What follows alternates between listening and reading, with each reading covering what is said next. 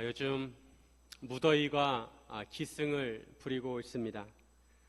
사람들은 더위를 피해서 바다로, 계곡으로 찾아갑니다. 그런데 계곡이나 해수욕장에 보면 위험 표시를 해놓은 곳이 있습니다.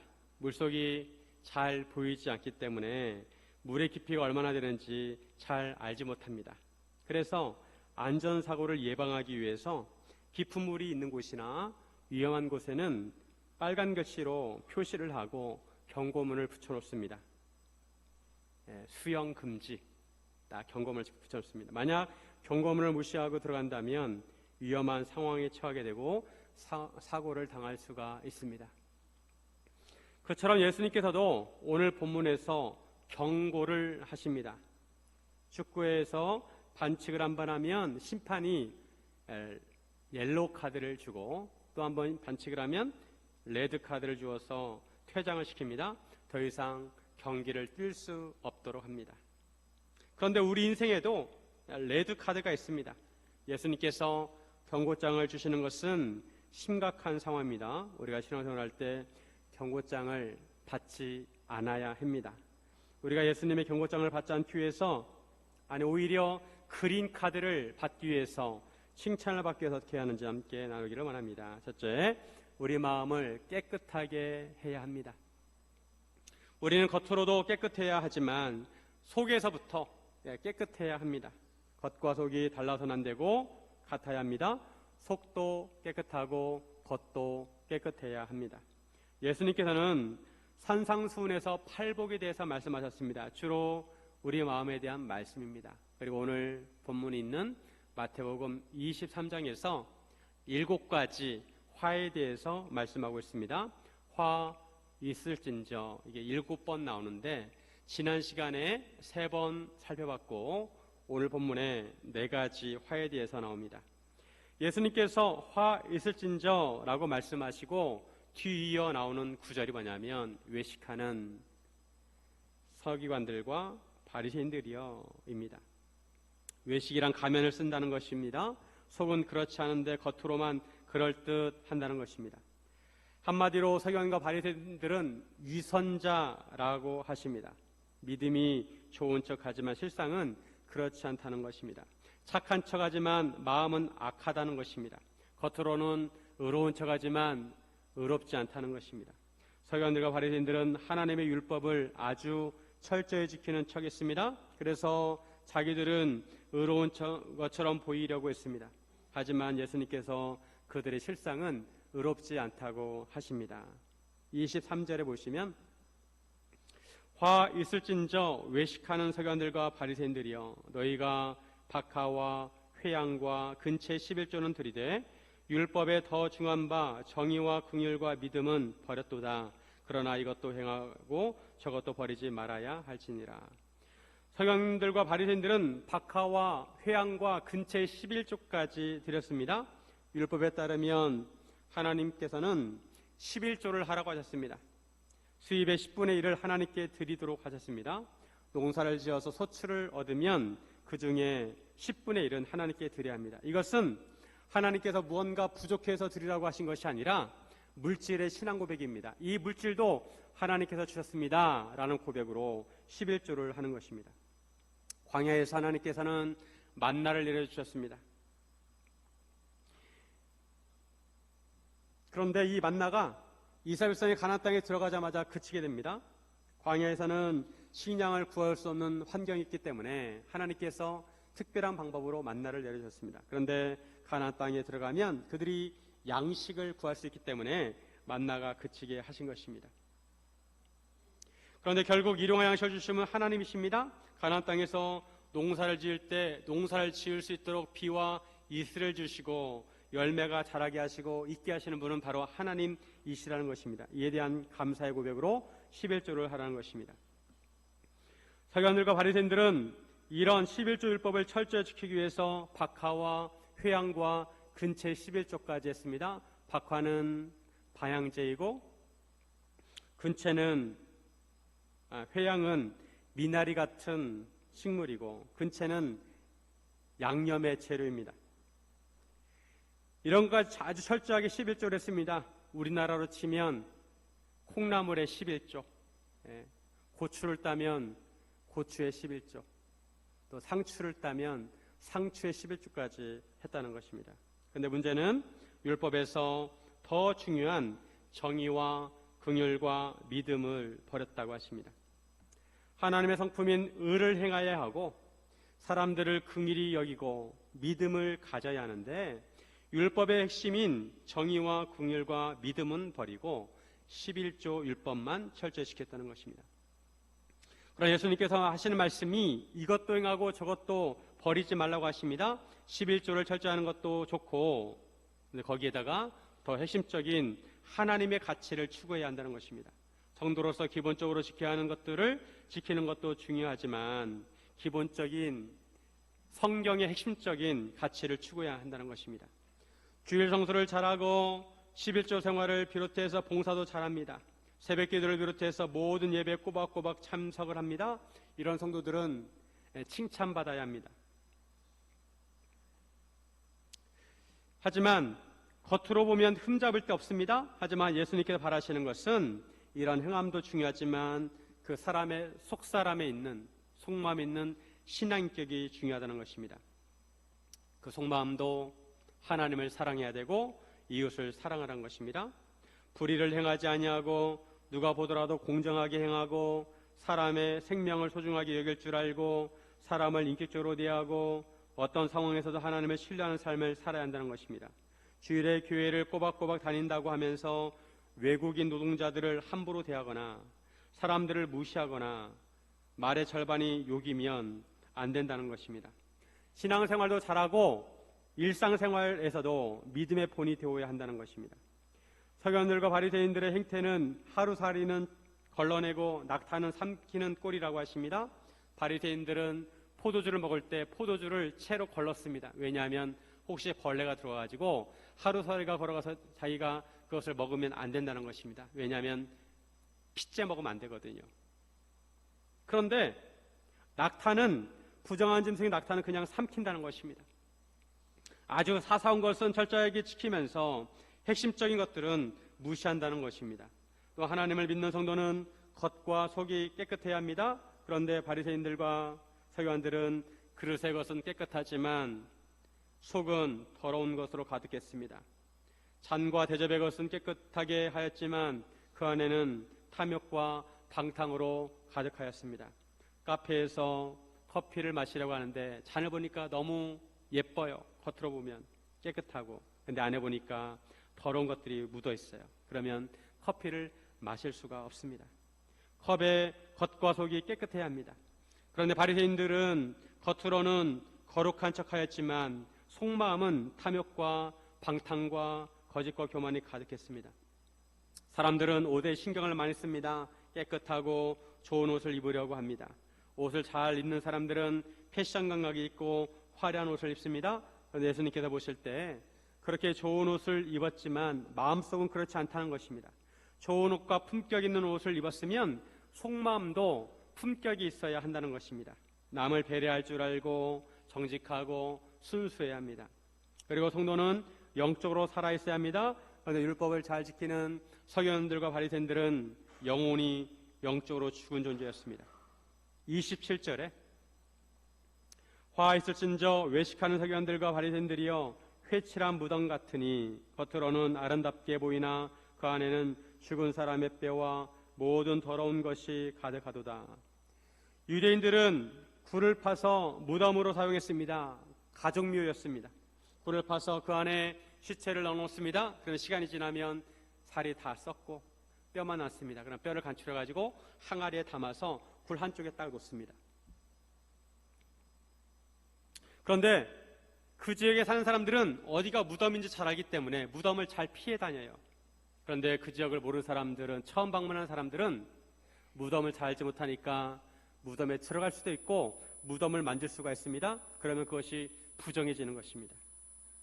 그래서 이것을 방지하기 위해서 무덤을 큰 돌로 입구를 막아놨는데 그 돌에다가 회치를 해놓습니다. 그러면 그 회치를 보고 아, 저곳이 무덤이구나 생각하고 피해가는 것입니다.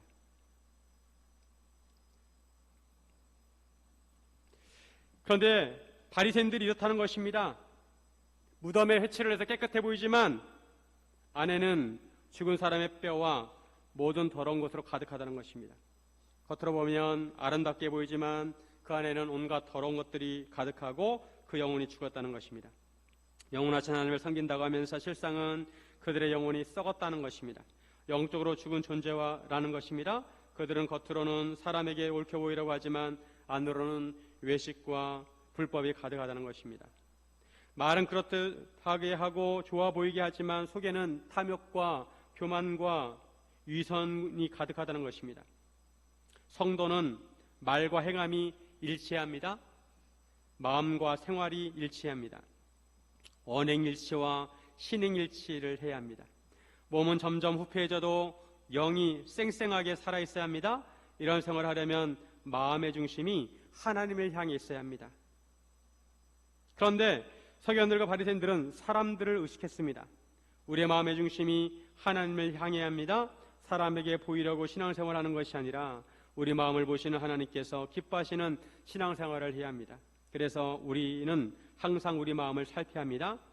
팔복에서 말씀하신 가난한 심령을 가지고 긍휼히 여기는 마음과 온유한 마음과 의에 줄이고 목마른 마음과 애통해 하는 마음과 화평케 하는 마음을 가져야 합니다. 요즘처럼 무더위가 계속되면 가만히 있어도 힘이 듭니다. 열대 때문에 잠도 제대로 잘 자지 못하고 낮에는 더워서 움직이는 것도 힘이 듭니다. 머리에서는 생각이 사라집니다. 아무 생각이 나지 않습니다. 그러다 보니 가만히 있어도 짜증이 납니다. 요나가 뜨거운 햇빛을 가려주는 박넝쿨이 사라졌다고 짜증을 부렸듯이 우리도 더운 날씨에 짜증이 납니다. 에어컨만 찾아다니고 에어컨이 잘 안 되면 짜증을 부립니다. 하지만 그럴수록 성도들은 정신을 바짝 차리고 우리가 믿음으로 살 기회가 왔구나 생각하셔야 합니다. 오히려 믿음으로 살 수 있는 기회로 생각하셔야 합니다. 믿음으로 생각하고 믿음으로 반응하고 믿음으로 사람들을 대해야 합니다. 성령 충만하고 더 친절하고 더 배려해야 합니다. 날씨가 더운 만큼 우리 마음을 뜨겁게 해서 남을 섬겨야 합니다. 그래서 우리는 덥지만 하나님의 마음을 시원케 해야 합니다. 사랑하는 여러분, 마음을 깨끗해 하시기를 주님의 이름으로 축원드립니다. 둘째, 자기 자신을 돌아보아야 합니다. 사람들은 다른 사람을 잘 봅니다. 다른 사람들은 전체적으로 다 이렇게 보고 평가를 해줍니다. 이 사람은 이렇고 저 사람은 저렇습니다. 그런데 정작 우리 자신은 잘 보지 못합니다. 우리 눈으로 다른 사람을 전체적으로 볼 수 있지만 나 자신은 다 보이지 않습니다. 우리 눈에 우리 뒤통수도 안 보이고 우리 등도 보이지 않습니다. 그래서 우리는 우리 자신이 어떤 모양인지 전체적으로 다 볼 수가 없습니다. 어느 공동체나 그 공동체를 이끄는 지도자와 리더가 있습니다. 대통령은 나라를 이끌고 회장님은 그룹을 이끌고 사장님은 회사를 이끕니다. 그러면 그 공동체에 속한 사람들은 지도자와 리더의 말을 잘 알아들어야 합니다. 그래야 그 공동체가 한 방향으로 나아갈 수가 있습니다. 그렇지 않으면 배가 산으로 갑니다. 비행기는 기장이 있습니다. 기장의 명령에 따라야 합니다. 그런데 부기장과 승무원들이 기장의 말을 듣지 않고 자기 마음대로 한다면 비행기가 안전하게 날아갈 수가 없습니다. 기장이 오른쪽으로 갑시다 하면 오른쪽으로 같이 가야 되는데 왼쪽으로 가는 것을 조작한다면 그 비행기가 위험해지는 것입니다. 유람선이나 잠수함도 마찬가지입니다. 선장의 말을 따라서 일사천리로 선원들이 움직여야 합니다. 그렇지 않으면 위험해집니다. 특히 태풍이나 악천후 속에서는 더욱 그렇습니다. 여호와 하나님께서는 이스라엘 백성의 왕이십니다. 그러면 이스라엘 백성들은 왕이신 하나님의 말씀에 따라서 움직여야 합니다. 여호와 하나님께서 애굽에서 노예로 살고 있던 이스라엘 백성들을 구원해 주셨습니다. 하나님이 그들의 구원자이십니다. 지금도 국가와 국가의 관계는 동물의 세계처럼 약육강식의 세계입니다. 그래서 힘이 약한 나라는 힘이 강한 나라의 말을 들을 수밖에 없습니다. 특히 식민지에 있는 사람들은 지배하는 나라의 통치에 벗어나기가 어렵습니다. 절대 놓아주지 않으려고 합니다. 아무리 독립을 하려고 애를 써도 힘을 약화시키고 당근과 채찍으로 독립의 의지를 꺾어놓습니다. 그렇게 세월이 오래 흐르다 보면 그냥 숙명으로 받아들이고 사람들이 순응하게 되어 있습니다. 이제 조금 있으면 광복절 80주년입니다. 우리나라가 일본에게 30년 동안 나라를 빼앗겼는데 한쪽에선 독립을 하려고 하였지만 힘이 부족했습니다. 세월이 흐를수록 처음에는 독립을 외쳤던 사람들이 점점 일본을 찬양합니다. 소설가 이광수를 비롯해서 많은 지식인들이 일본에 순응하게 되었습니다. 말도 일본말을 사용하고 이름도 일본 이름을 사용했습니다. 강대국으로부터 독립을 한다는 것이 여간 어려운 일이 아닙니다. 우리나라도 하나님의 은혜로 외부의 힘에 의해서 해방이 되었습니다. 이스라엘도 그들의 힘으로는 애굽에서 벗어날 수 없었지만 하나님께서 그들을 구해 주신 것입니다. 홍해 바다를 건너게 하시고 뒤쫓아오던 외국 군대를 바다에 빠지게 하셨습니다. 하나님께서는 시나산에서 이스라엘 백성과 언약을 맺으셨습니다. 하나님께서는 그들의 하나님이 되시고 이스라엘은 하나님의 백성이 된다는 것입니다. 그러면 서로 언약을 지켜야 합니다. 손가락을 걸었으면 서로 약속을 지켜야 합니다. 하나님께서는 이스라엘 하나님으로서 그들에게 먹을 것을 제공해 주시고 그들에게 가나안 땅을 정복할 수 있도록 하셨습니다. 하나님께서 가나안 민족들로 하여금 두려움을 느끼게 하시고 이스라엘 백성들이 그들을 정복하게 하셨습니다. 땅이 없었던 이스라엘 백성에게 땅을 주신 것입니다. 이것은 아브라함에게 하신 약속을 이루신 것입니다. 국가가 성립이 되려면 국토가 있어야 합니다. 땅이 있어야 합니다. 그런데 이스라엘 백성은 땅이 없었습니다. 그런 이스라엘 백성에게 젖과 꿀이 흐르는 땅을 하나님께서 주신 것입니다. 얼마나 감사한 일입니까? 그런데 가나안 땅을 차지하고 정착한 이스라엘 백성은 그들의 왕이신 하나님을 잊어버립니다. 그렇게 가나안 민족들의 신을 섬기지 말라고 하셨는데도 가나안 신들을 섬기고 하나님의 율법을 무시했습니다. 이것은 언약을 어긴 것입니다. 그래서 하나님께서는 여러 선지자들을 보내셔서 하나님의 말씀을 전하도록 하셨습니다. 하나님께서 모세에게 율법을 주실 때부터, 즉 시내산에서 그들과 언약을 맺으실 때 만약 그들이 하나님을 배반하고 섬기지 않으면 너희가 저주를 받을 것이라 하나님이 이렇게 선포하셨습니다. 그러므로 그들이 불순종할 때 당장 하나님이 그들을 심판하실 수 있었습니다. 그런데 하나님은 인자하시고 긍휼이 많으셔서 그들에게 회개할 수 있는 기회를 여러 번 주셨습니다. 어긋난 길로 가는 그들에게 선지자를 보내셔서 그들이 바른 길로 돌아오도록 배려하셨습니다. 그런데 이스라엘 백성들은 귀를 막고 선지자의 말을 듣지 않았습니다. 오히려 하나님께서 보내신 선지자를 핍박했습니다.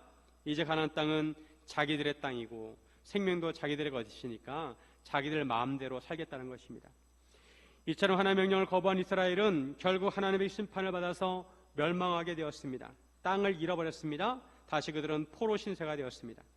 그리고 하나님은 얼마나 인자하신지 그들로 다시 포로에서 돌아오게 하십니다.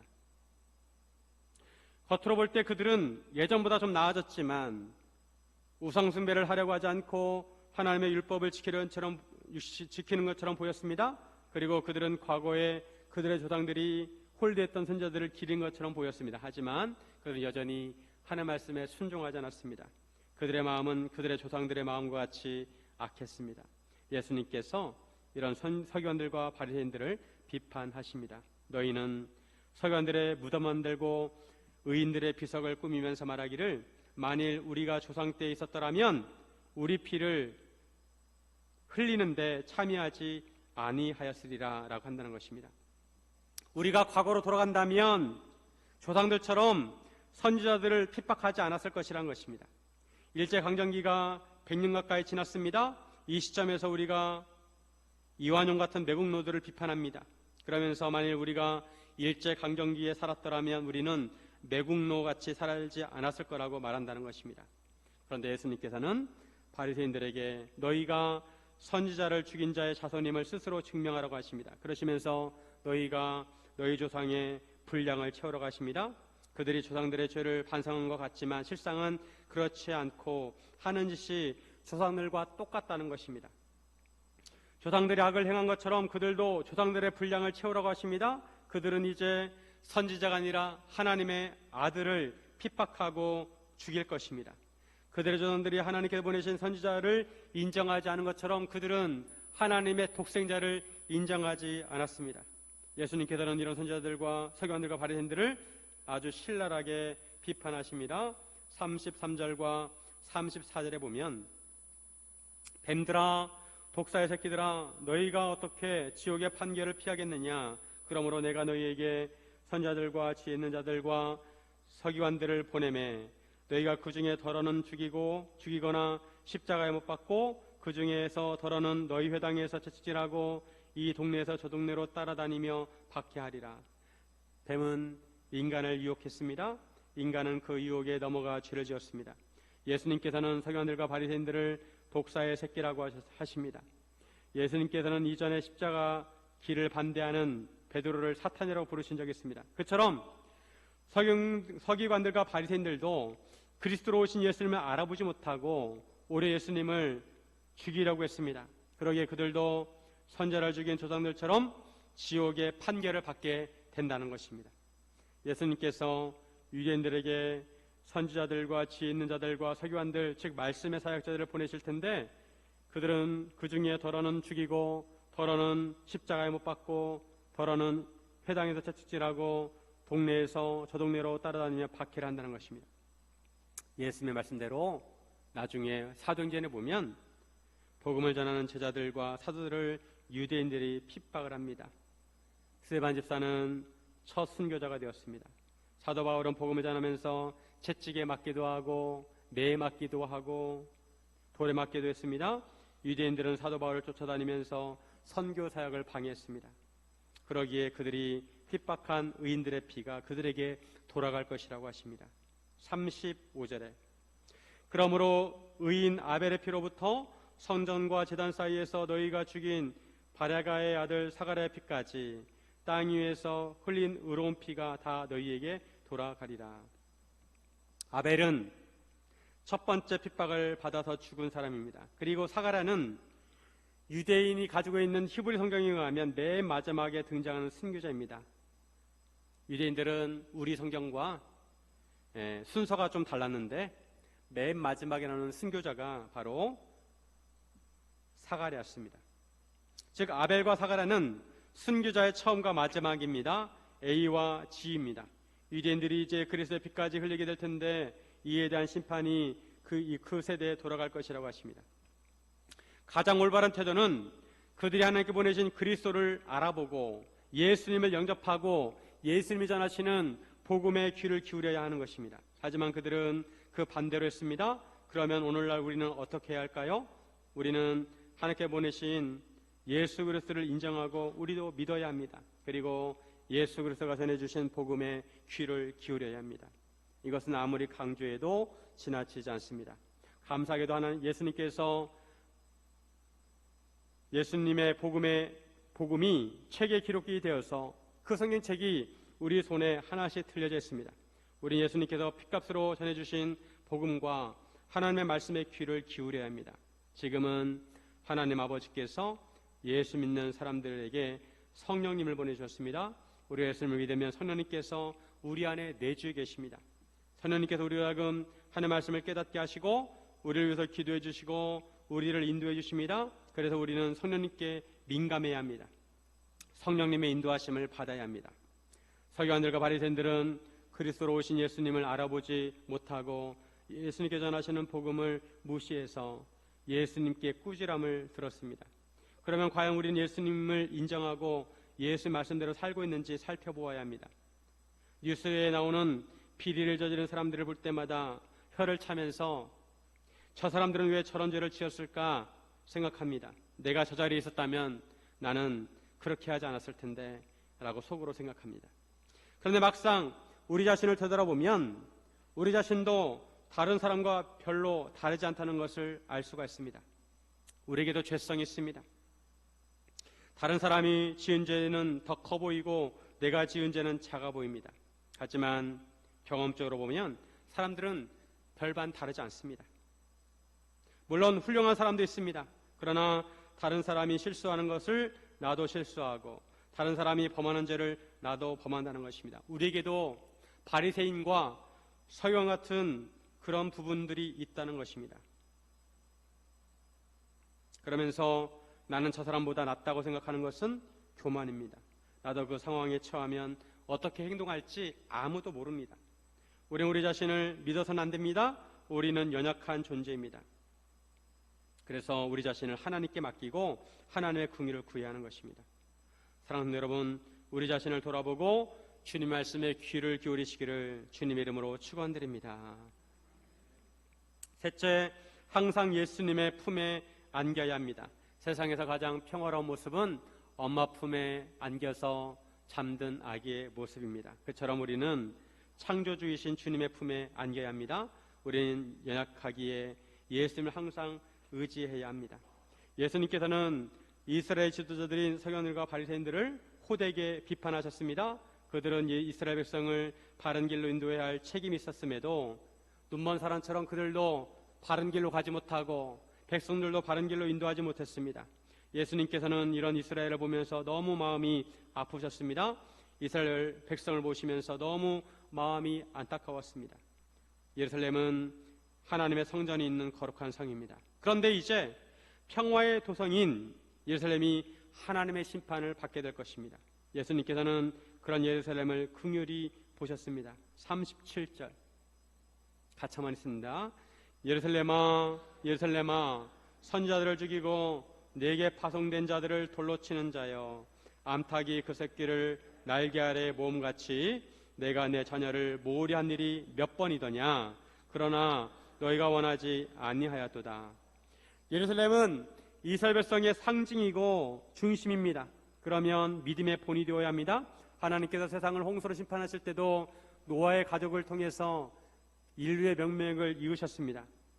그리고 아브라함을 부르셔서 인간의 구원의 길을 만들어 주셨습니다. 그리고 이스라엘 백성을 통해서 하나님의 거룩한 나라를 세우시고 그들이 세상의 빛이 되어서 세상 사람들이 하나님께 돌아오기를 바라셨습니다. 그런데 하나님의 기대와는 달리 이스라엘 백성은 빛이 아니라 어둠이 되었습니다. 평화의 성인 예루살렘은 평화가 아니라 핍박과 폭력이었습니다. 생명이 아니라 죽음이었습니다. 그럼에도 암탉이 그 새끼를 날개 아래 모음같이 주님께서는 수없이 그들을 모으려고 하셨습니다. 하나님께 그들을 품에 안으려고 하셨습니다. 광야에서 그들을 품에 안고 건너신 것처럼 그들을 안으려고 하셨지만 그들은 하나님의 팔을 뿌리쳤습니다.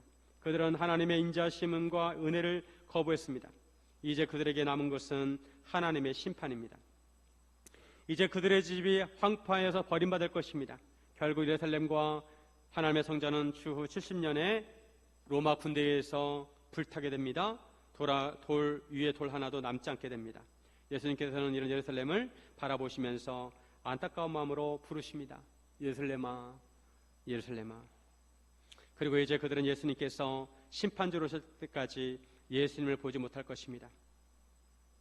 39절에 내가 너희에게 이르노니 이제부터 너희는 찬송하리로다 주의 이름으로 오시는 이여 할 때까지 나를 보지 못하리라 하시니라. 지금은 은혜의 주님으로 오셨습니다. 그래서 누구든지 예수님의 이름을 부르면 구원을 받을 수가 있습니다.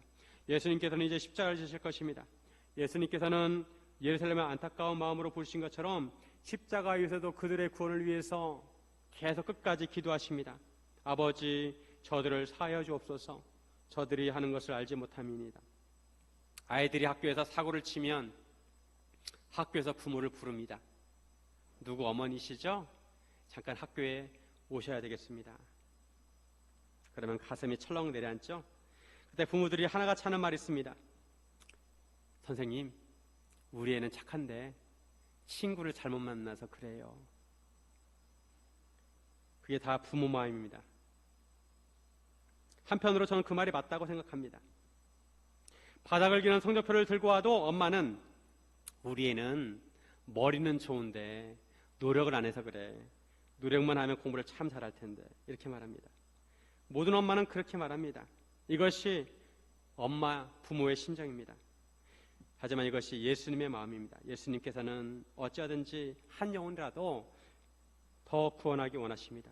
예수님께서 마지막까지 그들을 죄와 사망으로부터 구원하시기 위해서 힘쓰셨습니다. 하지만 이제 예수님께서 승천하시면 더 이상 예수님을 만날 수가 없습니다. 예수님께서 다시 오실 때는 재판주, 심판주로 오시는 것입니다.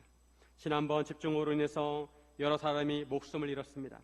홍수에 떠내려간 사람들이 만약 우리의 가족이고 우리의 자녀라면 얼마나 그 속이 타겠습니까?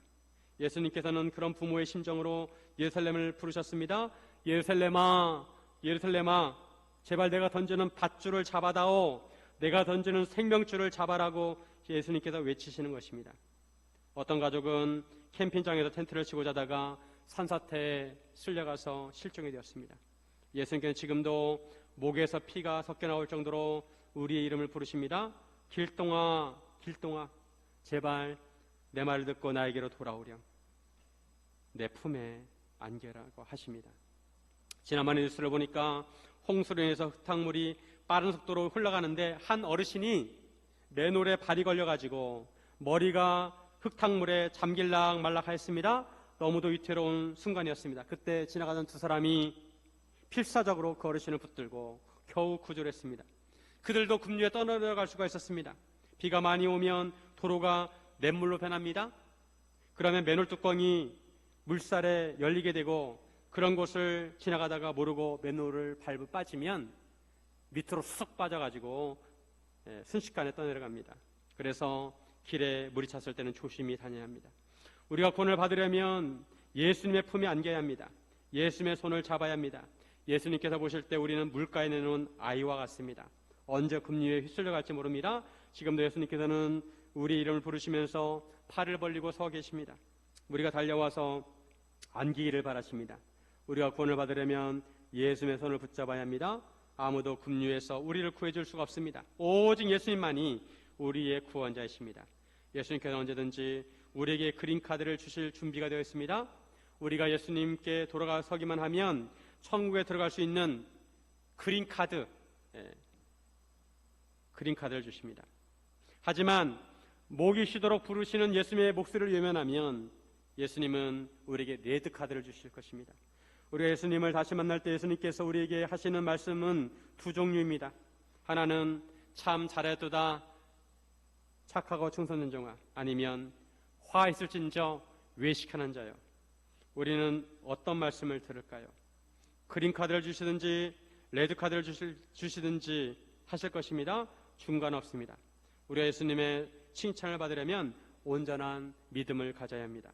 겉과 속이 깨끗해야 합니다. 예수님을 온전히 믿어야 합니다.